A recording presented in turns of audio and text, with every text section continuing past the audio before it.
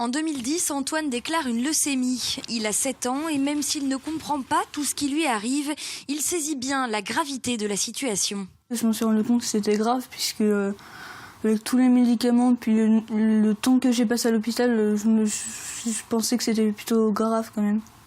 Antoine ne répond pas au traitement. La seule chance désormais, c'est la greffe de moelle osseuse qui produit l'ensemble des cellules sanguines indispensables à la vie.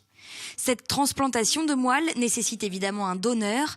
Il peut être de la même famille si l'on trouve quelqu'un de compatible ou anonyme, enregistré sur un registre et prêt à être appelé à tout moment pour un prélèvement. Allez, vas-y. On l'attend dans la minute. Et on n'attend pas du tout qu'on nous dise « Écoutez, je suis désolé, on n'a personne sur le registre. Personne en France, personne en Europe. » Ça faisait déjà 3 mois qu'on était dans cet enfer. C'est une étape supplémentaire où on se dit « mais on ne s'en sortira jamais ». En juillet dernier, Jean-Baptiste a fait don de sa moelle osseuse à sa sœur. Un geste normal pour lui. 4 heures cruciales qui ont permis de lui sauver la vie. On a deux perfusions. Une qui absorbe le sang et l'autre qui le remet.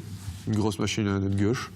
Et le sang passe dedans, il est filtré et on nous le réinjecte. J'ai pas eu mal, j'ai pas souffert, ça m'a rien coûté, ça m'a rien fait. Donc du coup, je vois pas pourquoi on le ferait, quoi. Pas de donneur compatible enregistré, c'est finalement un don de sang de cordon ombilical qui a permis de greffer Antoine plusieurs mois après le début de sa maladie. Aujourd'hui, il a 12 ans et il est en pleine forme. Il sait que c'est ce don qui lui a sauvé la vie. Moi, j'ai eu de la chance. J'ai eu de la chance de guérir et puis c'est un mauvais moment qui est passé. Maintenant, on passe à autre chose.